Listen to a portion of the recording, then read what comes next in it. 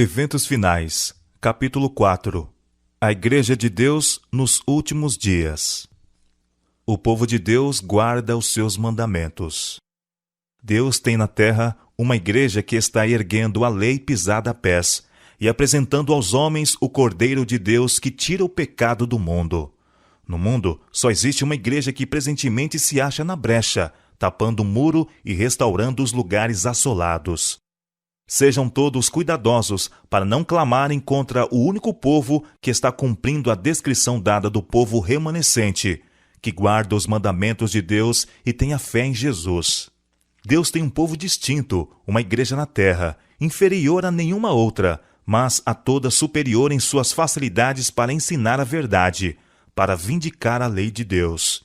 Meu irmão, se estais ensinando que a Igreja Adventista do Sétimo Dia é Babilônia, estais errado. Eles têm o testemunho de Jesus. À proporção que se avizinha o fim, e a obra que tem por objetivo transmitir ao mundo a última advertência, continua a estender-se. Vai se tornando mais importante para os que abraçam a verdade possuir uma compreensão clara tanto da natureza como da influência dos testemunhos que Deus, em sua providência, vinculou à obra da terceira mensagem angélica desde a sua origem. Os homens poderão apresentar um ardil após outro, e o inimigo procurará desviar as almas da verdade.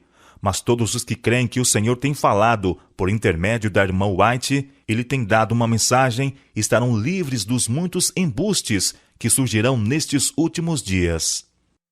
Haverá pessoas que pretenderão ter visões. Quando Deus vos der claro testemunho de que a visão é dele, podeis aceitá-la. Mas não aceiteis sob nenhum outro testemunho, pois o povo vai ser mais e mais desencaminhado em países estrangeiros e na América. Os seus marcos, as doutrinas bíblicas. O passar do tempo em 1844 foi um período de grandes acontecimentos, expondo ao nosso admirado olhar a purificação do santuário que ocorre no céu, e tendo clara relação com o povo de Deus na terra, e com as mensagens do primeiro, do segundo e do terceiro anjo, desfraldando o estandarte em que havia a inscrição: os mandamentos de Deus e a fé de Jesus. Um dos marcos desta mensagem era o templo de Deus, visto no céu por seu povo, que ama a verdade, e a arca que contém a lei de Deus. A luz do sábado do quarto mandamento lançava os seus fortes raios no caminho dos transgressores da lei de Deus. A não imortalidade dos ímpios é um marco antigo. Não consigo lembrar-me de alguma outra coisa que possa ser colocado na categoria dos velhos marcos. A missão especial dos Adventistas do Sétimo Dia. O Senhor nos tornou os depositários de sua lei. Ele confiou-nos a sagrada e eterna verdade, que deve ser transmitida a outros em fiéis advertências, repreensões e encorajamento. Os Adventistas do Sétimo Dia foram escolhidos por Deus como um povo peculiar, separado do mundo. Com a grande talhadeira da verdade, ele os cortou da pedreira do mundo e os ligou a si.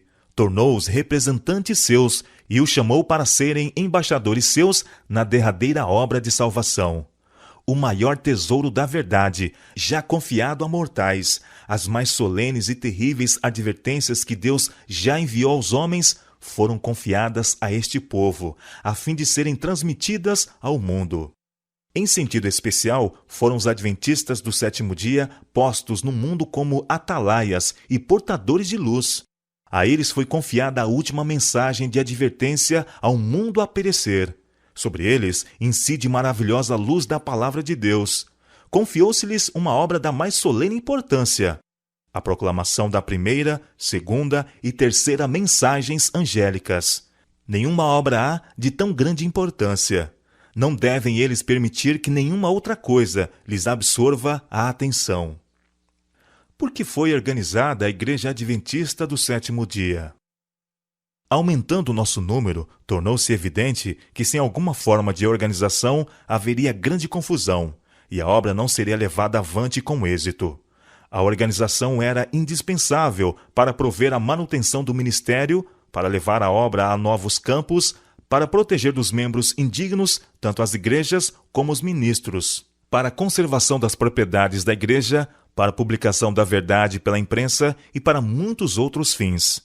Seu Espírito nos iluminou, mostrando-nos que deveria haver ordem e perfeita disciplina na igreja, e era essencial a organização. Método e ordem manifestaram-se em todas as obras de Deus, em todo o universo. A ordem é a lei do céu e deveria ser a lei do povo de Deus sobre a terra. A organização sempre será essencial.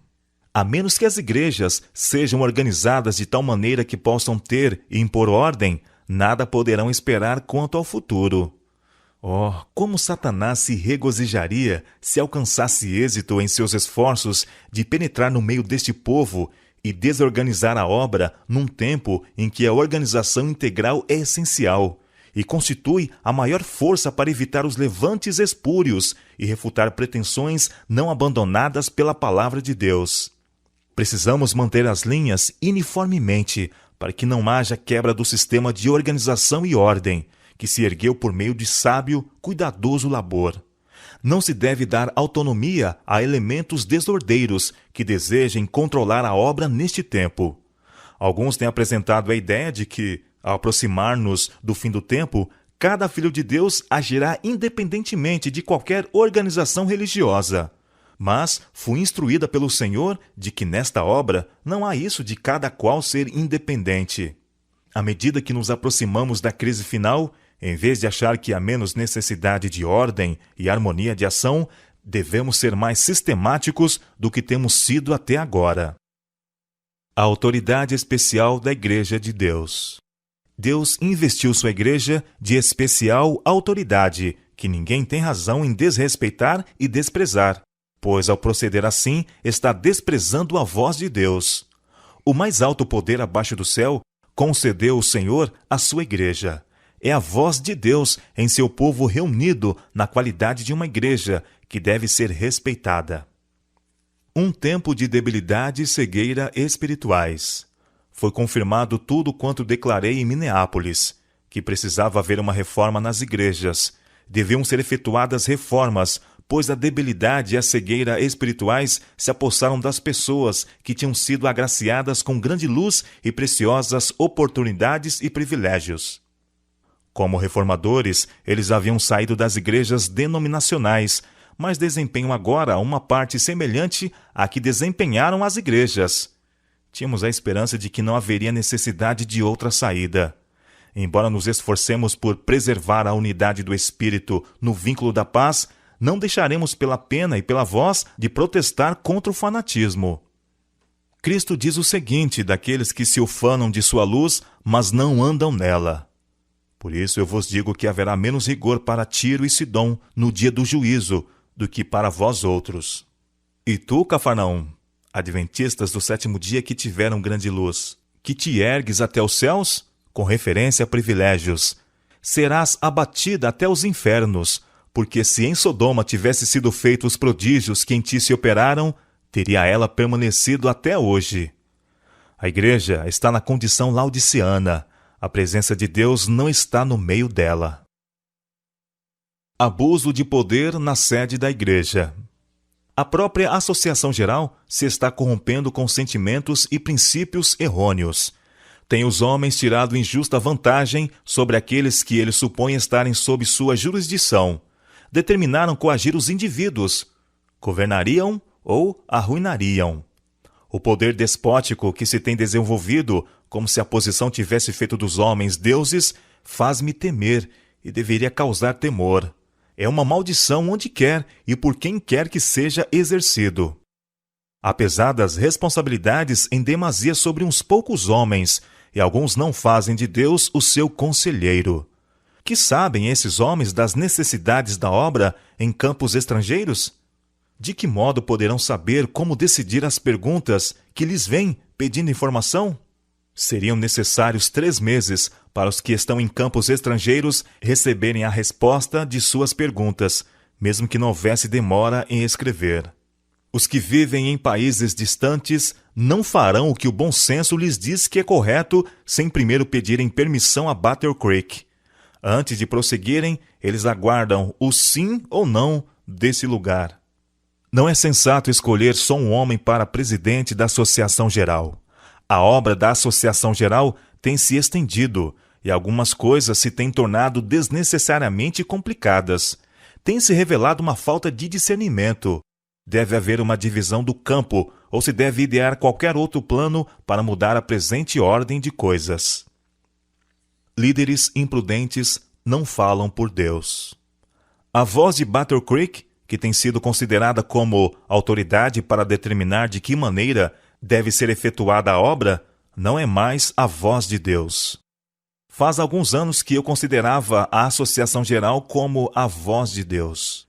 Isso desses homens se encontrarem no lugar sagrado para serem como a voz de Deus para o povo, conforme antes acreditávamos ser a Associação Geral, é algo que já passou. Não há necessidade de uma nova denominação. Tomais passagens dos testemunhos que falam do fim do tempo da graça, da sacudidura do povo de Deus, e falais da saída dentre esse povo de um outro povo mais puro, santo que surgirá.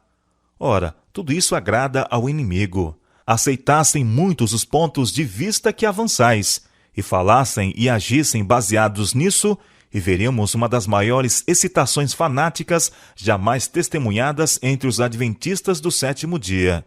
Isto é o que Satanás quer. O Senhor não vos deu uma mensagem para chamar os adventistas do sétimo dia Babilônia e chamar o povo de Deus a sair dela. Todas as razões que possais apresentar não podem, quanto a mim, ter peso nesse assunto, porque o Senhor me deu decisivo esclarecimento em oposição a tal mensagem. Se é que o Senhor ama sua igreja, ela não deve ser desorganizada ou esfacelada em átomos independentes. Não há nisto a mínima coerência. Não existe a mínima evidência de que tal coisa venha a se dar. Digo-vos, meus irmãos, que o Senhor tem um corpo organizado por cujo intermédio ele irá operar. Quando alguém se afasta do corpo organizado do povo que observa os mandamentos de Deus, quando começa a pesar a igreja em suas balanças humanas e acusá-la, podeis saber que Deus não está dirigindo. Ele se encontra no caminho errado. Deus porá tudo em ordem. Não há necessidade de duvidar, de estar temeroso de que a obra não seja bem-sucedida. Deus está à testa da obra e porá tudo em ordem. Caso haja coisas necessitando serem ajustadas na direção da obra, Deus atenderá a isso e trabalhará para endireitar todo o erro. Tenhamos fé que Deus vai conduzir a nobre nau que transporta o seu povo em segurança para o porto. Não tem Deus uma igreja viva? Ele tem uma igreja, mas esta é a igreja militante e não a igreja triunfante. Entristecemo-nos de que haja membros defeituosos, de que haja joio no meio do trigo. Embora existam males na igreja e tenham de existir até o fim do mundo, a igreja destes últimos dias há de ser a luz do mundo poluído e desmoralizado pelo pecado. A igreja, débil e defeituosa, precisando ser repreendida, advertida e aconselhada, é o único objeto na terra ao qual Cristo confere sua suprema consideração. Os baluartes de Satanás nunca hão de triunfar. Acompanhará a terceira mensagem angélica. Como o capitão do exército do Senhor derrubou os muros de Jericó, assim triunfará o povo que guarda os mandamentos do Senhor, e serão derrotados todos os elementos oponentes. É recomendada a distribuição de responsabilidades. O que necessitamos agora é de reorganização. Precisamos começar pelos alicerces e edificar sobre um princípio diferente. Aqui há homens que estão à frente de nossas várias instituições, dos interesses educacionais e das associações em localidades e estados diferentes. Todos estes devem ser homens representativos, ter voz ativa em elaborar e formar os planos que serão postos em execução. Deve haver mais de 1, 2 ou 3 homens para atender a todo o vasto campo. A obra é grande, e não há uma mente humana que por si só possa planejar a obra que precisa ser efetuada. Pois bem, desejo dizer que Deus não pôs algum régio poder em nossas fileiras para controlar este ou aquele ramo da obra. O trabalho tem sido muito restringido pelos esforços para controlá-lo em todo sentido. Precisa haver uma renovação, uma reorganização. Tem de ser introduzido um poder e vigor nas comissões que são necessárias. Devem ser formadas novas associações. Estava de acordo com o plano de Deus que fosse organizada a União-Associação na Australásia. Não é necessário mandar pedir o conselho de Battle Creek a milhares de quilômetros de distância e ter então de esperar semanas pela resposta. Aqueles que se encontram no próprio local devem decidir o que tem de ser feito. A Assembleia da Associação Geral de 1901 se mostra sensível. Quem, suponde vós, tem estado entre nós desde que começou esta Assembleia? Quem tem mantido afastados os aspectos censuráveis que geralmente aparecem numa reunião como essa? Quem tem andado de um lado para o outro nos corredores deste tabernáculo? O Deus do céu e seus anjos. Eles não vieram até aqui para dilacerar-vos, mas para conceder-vos mentes sãs e tranquilas. Tem estado entre nós para realizar as obras de Deus e deter os poderes das trevas, para que não fosse impedida a obra que ele queria que se realizasse. Os anjos de Deus têm estado trabalhando entre nós. Nunca fiquei mais surpresa em minha vida do que pelo rumo que as coisas tomaram nessa reunião. Esta obra não é nossa. Foi efetuada por Deus. Foram-me apresentadas instruções a esse respeito. Mas, até que a questão fosse resolvida nesta reunião, não conseguiram entender tais instruções. Anjos de Deus têm andado de um lado para outro nesta congregação. Desejo que cada um de vós se lembre disso, e desejo que vos lembreis também de que Deus disse que curaria as feridas de seu povo. Durante a Assembleia da Associação Geral, o Senhor atuou poderosamente por seu povo. Toda vez que penso nessa reunião, uma agradável solenidade se apodera de mim, transmitindo-me à alma um fulgor de gratidão. Vimos os majestosos passos do Senhor, nosso Redentor. Louvamos o seu santo nome, pois ele trouxe livramento a seu povo. Tem sido necessário organizar uniões, associações, para que a Associação Geral não exerça um domínio arbitrário sobre todas as associações separadas. O poder conferido à associação não deve concentrar-se num só homem, ou em 2, ou em 6. Deve haver um conselho de homens sobre as divisões separadas. É reafirmada a confiança na Organização Adventista do Sétimo Dia. Não podemos desviar-nos agora do fundamento estabelecido por Deus. Não podemos agora entrar em nenhuma nova organização, pois isto significaria apostasia da verdade. Sou instruída a dizer aos adventistas do sétimo dia em todo o mundo: Deus chamou-nos como um povo para sermos-lhes particular tesouro. Ele designou que sua igreja na terra esteja perfeitamente unida no Espírito e no conselho do Senhor dos Exércitos até o fim do tempo.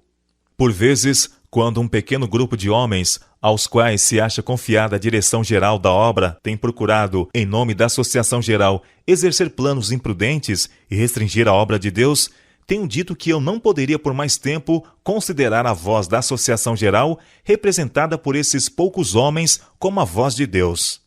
Mas isto não equivale a dizer que as decisões de uma associação geral, composta de uma assembleia de homens representativos e devidamente designados de todas as partes do campo, não deva ser respeitada. Deus ordenou que os representantes de sua igreja, de todas as partes da terra, quando reunidos numa associação geral, devem ter autoridade. O erro que alguns estão em perigo de cometer é dar à opinião e ao juízo de um homem, ou de um pequeno grupo de homens, a plena medida de autoridade e influência de que Deus revestiu sua igreja, no juízo e voz da Associação Geral, reunida para fazer planos para a prosperidade e avançamento de sua obra. Deus investiu sua igreja de especial autoridade e poder, por cuja desconsideração e desprezo ninguém se pode justificar, pois aquele que assim proceder despreza a voz de Deus. Sou animada e beneficiada ao compreender que o Deus de Israel ainda guia seu povo e que continuará com eles até ao fim. Uma declaração de W.C. White. Eu lhe contei como mamãe considerava a experiência da igreja remanescente e falei sobre o seu ensino positivo de que Deus não permitiria que esta denominação apostatasse tão completamente que houvesse o aparecimento de outra igreja. O reavivamento espiritual ainda é necessário.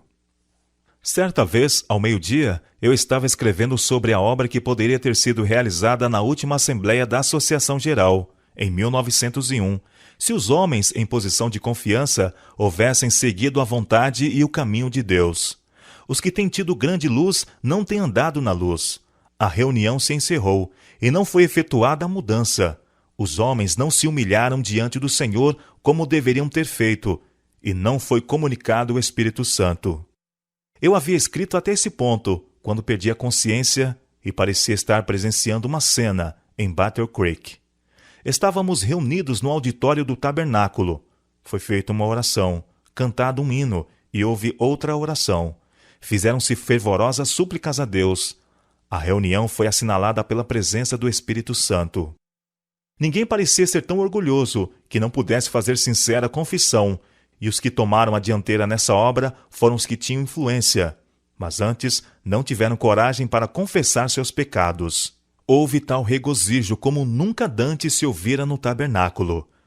Então despertei de meu estado de inconsciência e durante algum tempo não consegui lembrar-me de onde eu estava. Ainda tinha a caneta na mão.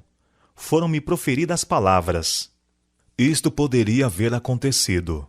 O Senhor esperava realizar tudo isso por seu povo. Todo o céu estava à espera para ser benigno. Pensei onde poderíamos encontrar-nos se houvesse sido efetuada uma obra cabal na última Assembleia da Associação Geral. Fiquei profundamente impressionada pelas cenas que recentemente passaram diante de mim à noite. Parecia existir um grande movimento, um trabalho de reavivamento em ação em vários lugares. Nosso povo movia-se em linha e respondia ao apelo de Deus. A paciência de Deus com seu povo. A igreja falhou deploravelmente em corresponder às expectativas de seu Redentor. E, contudo, o Senhor não se afasta de seu povo. Ainda é complacente com eles, não por causa de alguma bondade que se encontre neles, mas para que o seu nome não seja desonrado perante os inimigos da verdade e da justiça, para que as instrumentalidades satânicas não exultem na destruição do povo de Deus. Por muito tempo, ele tem suportado sua obstinação, descrença e insensatez. O Senhor os tem disciplinado com admirável clemência e compaixão. Se atenderem às suas instruções, ele removerá suas más tendências, salvando-os com uma salvação eterna e tornando-os eternos monumentos do poder de sua graça. Devemos lembrar que a igreja, enfraquecida e defeituosa como seja, é o único objeto na terra a que Cristo concede sua suprema consideração. Ele vela constantemente com solicitude por ela e a fortalece por seu Espírito. Deus coopera com os que são fiéis a Ele. O Senhor Jesus sempre terá um povo escolhido para servi-lo. Quando o povo judeu rejeitou a Cristo, o príncipe da vida, ele tirou-lhes o reino de Deus e entregou-o aos gentios. Deus continuará lidando com cada ramo de sua obra, de acordo com esse princípio. Quando uma igreja demonstra ser infiel à palavra do Senhor, seja qual for sua posição, e por mais elevada e sagrada que seja sua vocação, o Senhor não pode cooperar com eles. Outras pessoas são escolhidas para assumir importantes responsabilidades. No entanto, se estes, por sua vez, não purificarem a vida de toda a má ação, se não estabelecerem puros e santos princípios em todos os aspectos de sua vida, o Senhor os afligirá e humilhará dolorosamente, e a não ser que se arrependam, os removerá da posição que ocupam, tornando-os um opróbrio. Julgados pela luz concedida. Nas balanças do santuário há de ser pesada a Igreja Adventista do Sétimo Dia. Ela será julgada pelos privilégios e vantagens que tem gozado. Se sua experiência espiritual não corresponde às vantagens que a preço infinito Cristo lhe concedeu, se as bênçãos que lhe foram conferidas não habilitarem para fazer a obra que lhe foi confiada, sobre ela será pronunciada a sentença: achada em falta. Pela luz que lhe foi concedida, pelas oportunidades dadas, será ela julgada. Solenes admoestações e advertências, manifestas na destruição de muito acariciadas instalações para o serviço, como que nos dizem: lembra-te, pois, donde caíste, e arrepende-te, e pratica as primeiras obras. A menos que se arrependa e converta, a igreja que agora está a levedar-se com sua apostasia, comerá do fruto de seus próprios atos, até que se aborreça a si mesma. Quando resistir ao mal e escolher o bem, quando buscar a Deus com toda a humildade e alcançar sua alta vocação em Cristo, permanecendo na plataforma da verdade eterna e pela fé lançar mão dos dons que para ela se acham preparados, então será curada. Aparecerá então na simplicidade e pureza que Deus lhe deu, separada de embaraços terrenos, mostrando que a verdade com efeito a libertou. Então seus membros serão na verdade os escolhidos de Deus, os seus representantes. A história de Israel, uma advertência para nós. Nestes últimos dias, o povo de Deus será exposto aos mesmos perigos que o antigo Israel. Os que não aceitarem as advertências que Deus dá, cairão nos mesmos perigos que o antigo Israel, e não poderão entrar no descanso por causa da incredulidade. O antigo Israel sofreu calamidades devido aos seus corações não santificados e vontades insubmissas. Sua rejeição final como nação foi o resultado de sua própria incredulidade, confiança em si mesmo, impenitência, cegueira mental e dureza de coração. Em sua história, nos é apresentado um sinal de perigo. Tende cuidado, irmãos. Jamais aconteça haver em qualquer de vós perverso coração de incredulidade que vos afaste do Deus vivo, porque nos temos tornado participantes de Cristo, se de fato guardamos firme até o fim a confiança que desde o princípio tivemos. Hebreus capítulo 3, versos 12 e 14. A igreja militante é imperfeita. A igreja militante não é a igreja triunfante, e a terra não é o céu.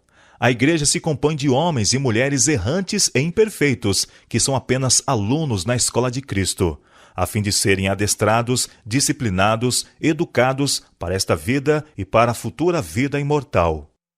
Algumas pessoas parecem pensar que, ao entrar na igreja, se lhes são cumpridas as expectativas e só encontrarão os que são puros e perfeitos.